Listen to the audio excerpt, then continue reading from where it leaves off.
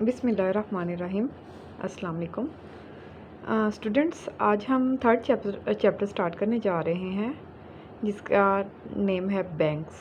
Bank के बारे में जनरली तो आप सब जानते ही होंगे। आज हम इनको डिटेल से पढ़ेंगे कि बैंक इन फैक्ट होता क्या है, इसकी कौन कौन सी डेफिनेशन किसने पेश की, और आज ही के लेक्चर में हम पढ़ेंगे कि बैंकों की कौन कौन सी इकसाम है और बैंक करता क्या है। तो स्टार्ट करते हैं। सबसे पहले क्या है बैंक। बैंक की सबसे एक बेसिक डेफिनेशन ये है कि ये एक ऐसा मादी इदारा है जो कि लोगों को की अमानतों को अपने पास रखता है और इन्हीं अमानतों में से ज़रूरतमंदों को कर्ज़े देता है। यानी हम हाउस होल्ड जैसे हम लोग सारिफ हैं, हम में से बहुत सारे लोग ऐसे हैं जिनकी आमदनी में से खर्चात के बाद कुछ अमाउंट ऐसी होती है जो कि सेविंग के तौर पे होती है, यानी बचतें होती हैं। तो हम लोग क्या करते हैं कि उन बचतों को बैंक के अंदर डिपॉज़िट या जमा करवा देते हैं। और बैंक क्या करता है, एक तरफ तो हम लोग हैं डिपॉजिटर, यानी हम लोग भी बैंक को देते हैं पैसा। एक तरफ वो लोग होते हैं जो कि बैंक से कर्ज़ा लेते हैं। ज़रूरतमंद कौन सा होता है? इन्वेस्टर हो सकता है जिसने कोई कारोबार करना हो।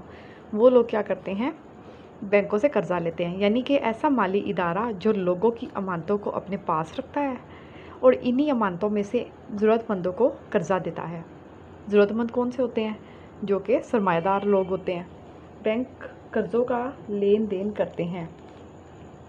बैंक नकद सरमाया का मुहाफ़िज़ और तकसीम कुनिंदा है।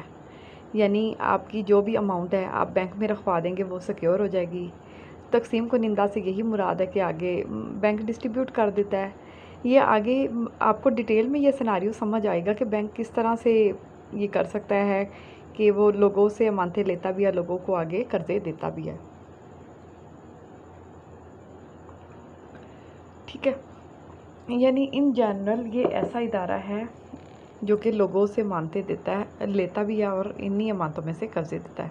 या बैंक कर्ज़ों का लेन देन, कर्ज़ा ज़ाहिर बात है हम लोग भी बैंक में डिपॉज़िट कराते हैं, और जो सरमायादार लोग होते हैं या सरमायाकार होते हैं वो बैंकों से कर्ज़ा लेते हैं।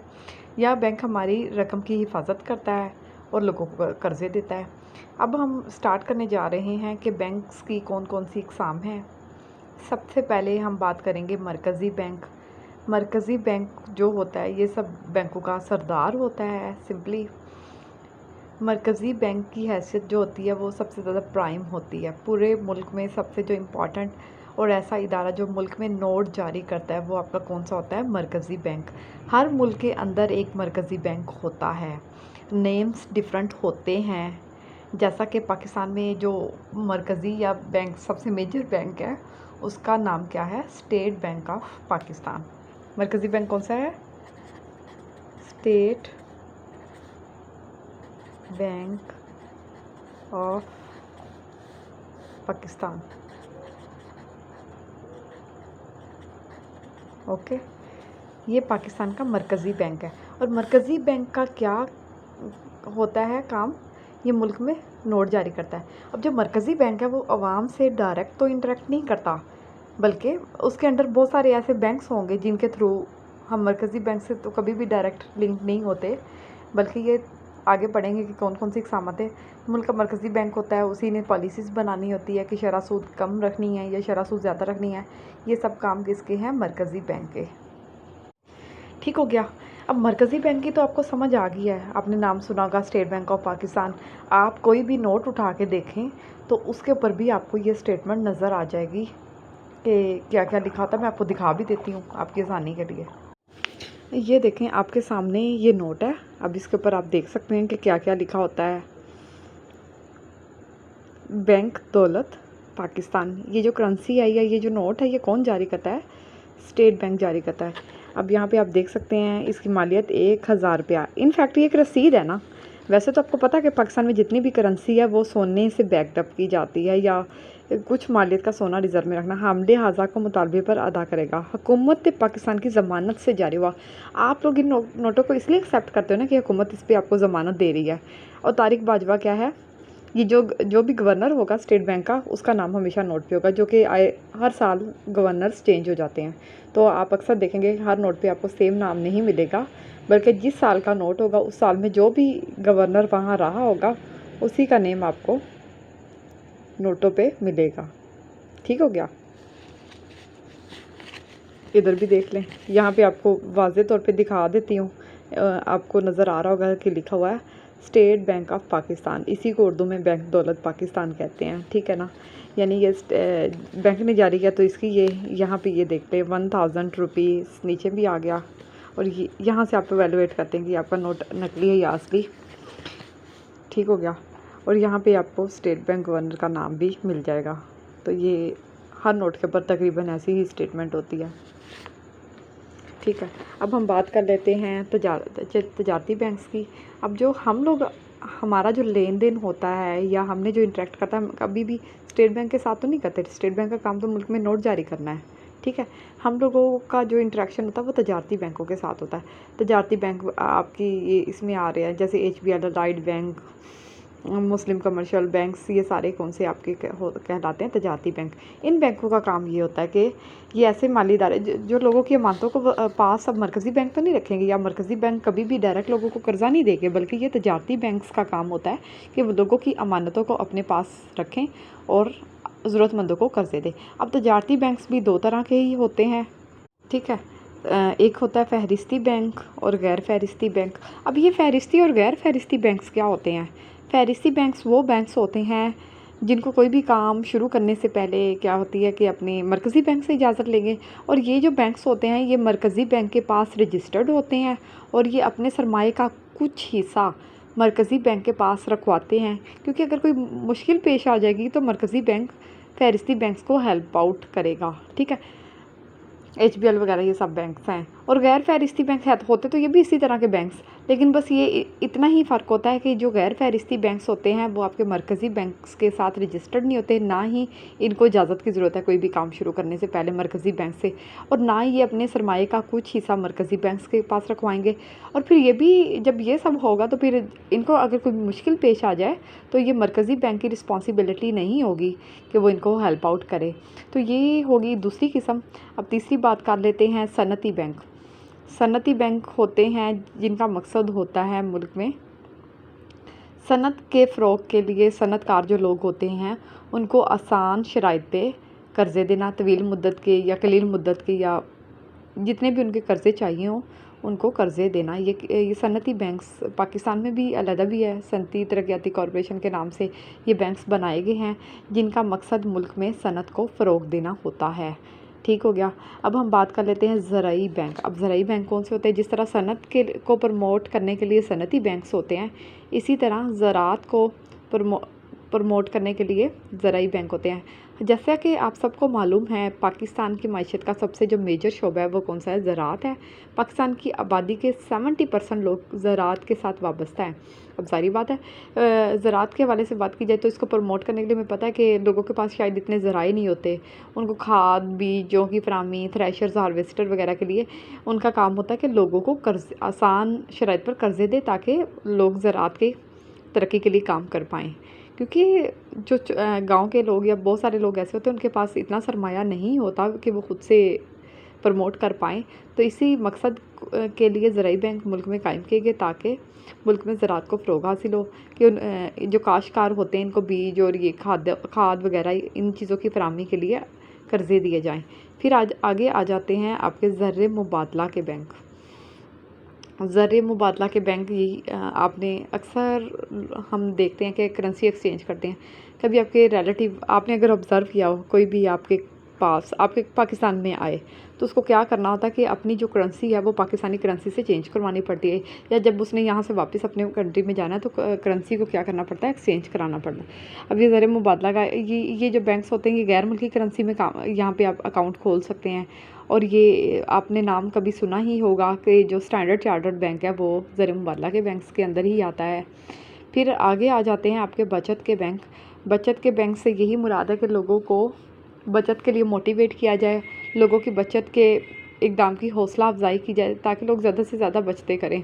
अब जो बचतों के बैंक की बात करें, जैसे डाक खाने या कौमी बचत के मराकज़ हैं, ये इस किस्म के बैंक हैं जिनका मकसद होता है कि ऐसी कोई ना कोई ऐसी स्कीम अनाउंस कर दी जाए कि लोगों को ट्रैक करके सेविंग के लिए प्रमोट किया जाए।